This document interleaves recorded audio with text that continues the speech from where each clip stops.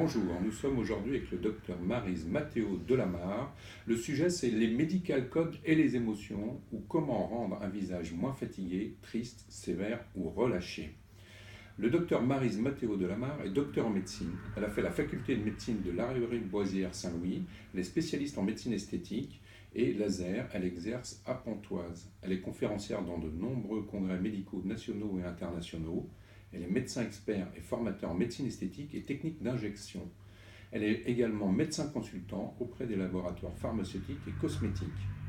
Le docteur Maryse Mathéo Delamare propose une prise en charge globale du rajeunissement du visage en combinant toutes les techniques les plus récentes d'injection, les lasers, les peelings, avec le respect des proportions pour conserver une apparence naturelle.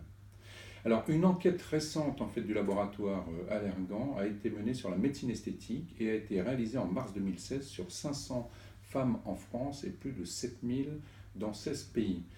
Cette enquête a étudié donc leur perception de la beauté, leurs ressentis et leurs souhaits. Et il s'avère que les patientes veulent plutôt avoir l'air en forme, en bonne santé que plus jeunes.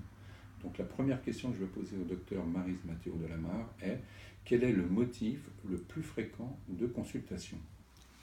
La grande majorité des patients se plaint effectivement d'avoir l'air fatigué, d'avoir l'air triste, d'avoir l'air sévère et aussi d'avoir un visage relâché. Ils veulent vraiment gommer toutes ces émotions négatives que leur visage renvoie. Ils n'aiment pas entendre leurs proches leur dire tu as l'air fatigué, tu n'as pas bien dormi. C'est vraiment sur les émotions que renvoie leur visage que va se concentrer leur première demande. Donc notre rôle va être grâce aux injections et aux traitements que nous allons pouvoir leur faire, de gommer toutes ces émotions négatives. Alors comment est-ce qu'on peut résoudre justement l'équation ressenti, souhait et besoin? Alors après avoir exprimé ce ressenti à propos des émotions négatives que renvoie leur visage, leur demande va se focaliser sur des zones plus précises de leur visage, sur certaines zones anatomiques comme les sillons nasogéniens, les plis d'amertume, les cernes. Ce sont vraiment les demandes qui reviennent plus fréquemment. Donc les souhaits du patient vont être la deuxième, on va dire le deuxième paramètre de cette équation, et le dernier va être les besoins, et les besoins vont être déterminés par l'analyse clinique détaillée du médecin. Le médecin va analyser les différentes zones du visage et mettre en face des points qui vont permettre de cibler ces besoins. Alors effectivement, sur l'étude, il en ressort que 67% des femmes veulent avoir l'air moins fatiguées et 59% qui souhaitent paraître plus jeunes. En grande majorité, les patientes veulent vraiment gommer toutes ces émotions négatives sur leur visage. Leur demande est très raisonnable. Elles ne veulent pas retrouver leurs 20 ans, elles veulent avoir un visage plus rafraîchi, plus rajeuni, mais la demande de résultats naturels est vraiment majoritaire chez les patientes. Alors peut-être quelque chose aussi à souligner qui était intéressant dans cette étude, c'est-à-dire les zones liées à des émotions que les Françaises souhaitent faire corriger. Donc on a 29% le nez, 24% les yeux, 23% le menton, 20% les joues, 17% les lèvres et 12% la ligne de la mâchoire. Donc c'est assez intéressant comme étude. C'est des choses qui apparaissent régulièrement chez vous dans votre cabinet? Oui, tout à fait. Une fois que les patients ont exprimé leur ressenti, leurs souhaits sur les différentes zones anatomiques vont concerner, moi je dirais en premier lieu, la zone périorbitaire qui va concerner le regard. Après, ça va être la zone péribuccale, la bouche, le sourire, les plis d'amertume, toutes les rides autour de la bouche vont être vraiment, je dirais, les deux demandes majoritaires que l'on va voir. Alors, que sont précisément les medical codes?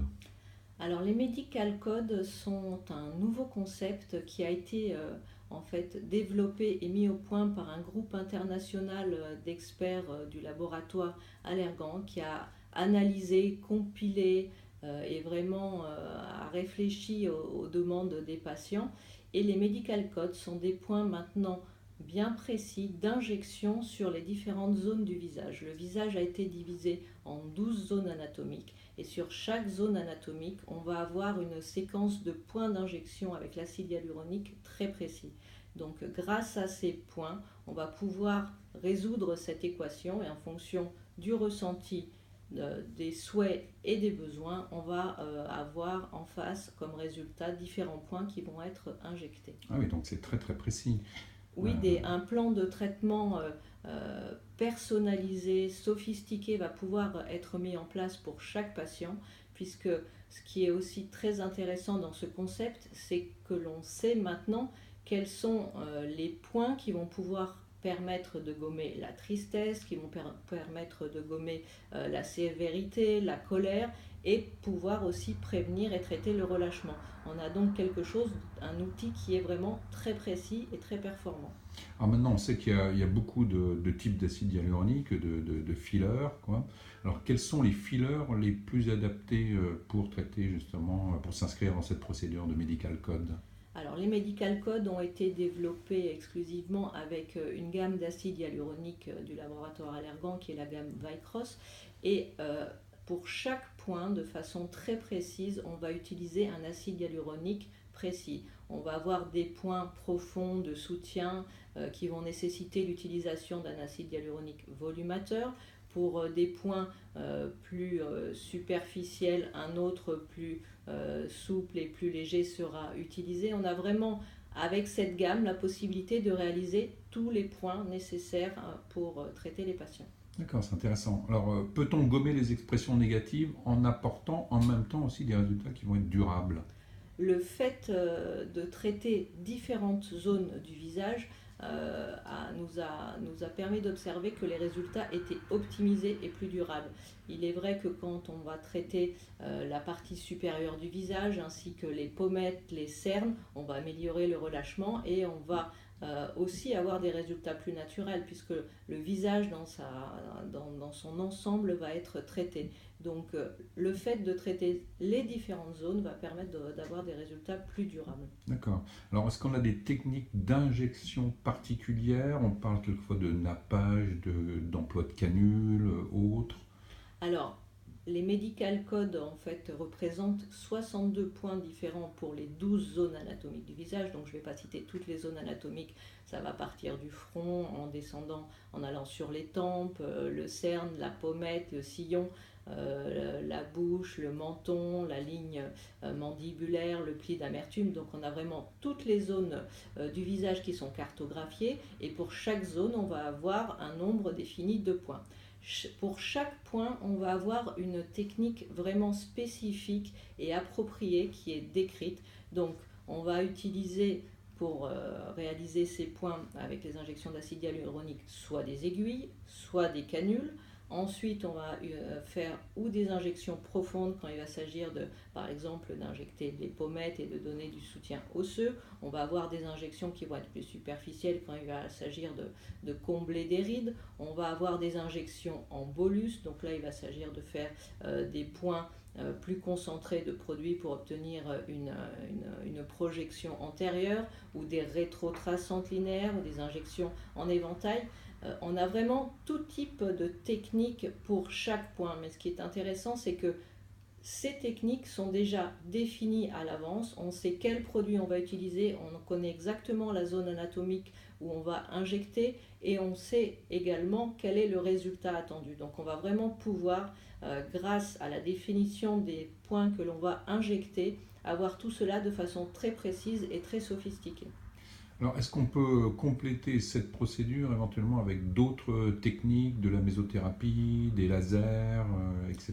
Alors effectivement, de la même façon qu'il est souhaitable quand on prend en charge un visage de traiter l'ensemble du visage pour avoir un résultat qui va être plus harmonieux et plus naturel, il est aussi recommandé de combiner les techniques. On va combiner par exemple quand il va s'agir de rythme dynamique de la toxine botulique, on va pouvoir traiter on va traiter la qualité de la peau. La qualité de la peau est aussi un élément très important dans la prise en charge du visage. Donc on va utiliser de la mésothérapie, on va pouvoir utiliser des lasers qui vont nous permettre de traiter la coupe rose, les taches, vraiment tout ce qui va rendre un teint inhomogène va aussi être corrigé et amélioré. Les peelings peuvent aussi s'ajouter à toute cette panoplie de traitements. Et maintenant la médecine esthétique est vraiment dispose vraiment de toutes ces techniques et c'est à nous de les combiner pour avoir des résultats le plus durable, le plus satisfaisant pour les patients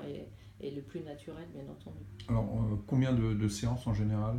Alors, quand il s'agit des medical codes, c'est vrai que lors de la première consultation, grâce à la définition de tous ces points, on va pouvoir mettre en place un plan de traitement qui va être personnalisé, qui va être vraiment précis, et on va pouvoir définir quelles sont les zones et les priorités que l'on va traiter. On va discuter avec le patient et en fonction de ses priorités, de son budget, on va définir en moyenne, je dirais, si on traite le visage dans sa globalité, au moins 2 ou 3 séances peuvent être réalisées dans l'année pour avoir un résultat qui va vraiment être complet et optimal. L'ordre des séances va être déterminé par les medical codes parce que l'ordre des points et des séquences est aussi déterminé et on sait que le traitement de certaines zones va avoir des effets indirects sur d'autres. Donc il est vrai que souvent lors de la première séance, on va réaliser par exemple le traitement des pommettes et des sillons nasogéniens, le traitement du tiers moyen.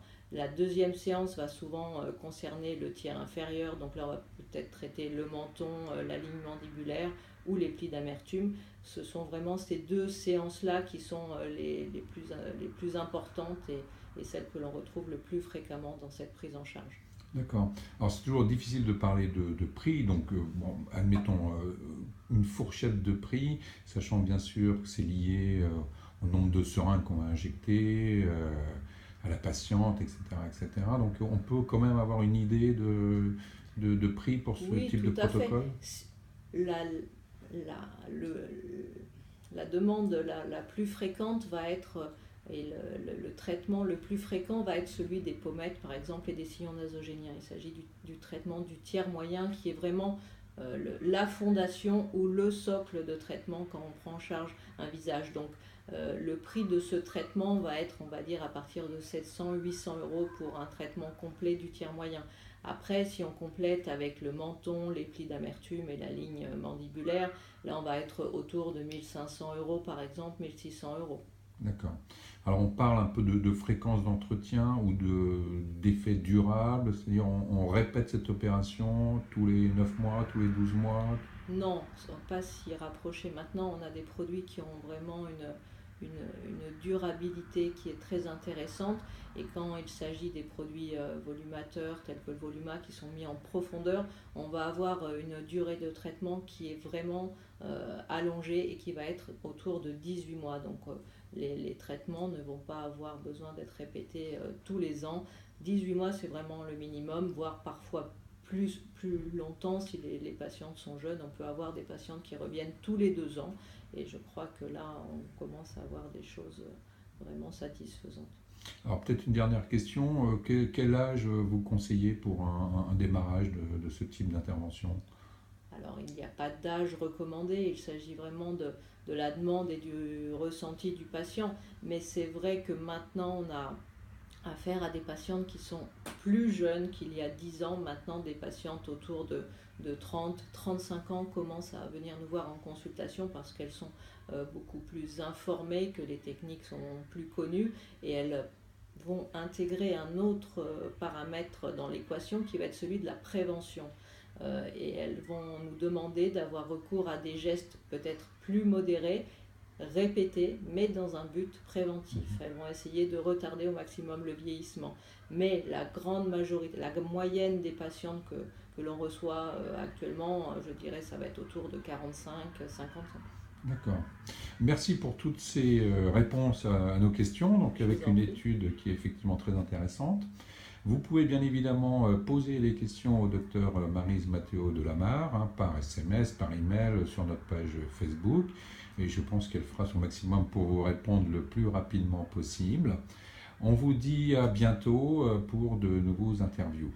Merci. Au revoir.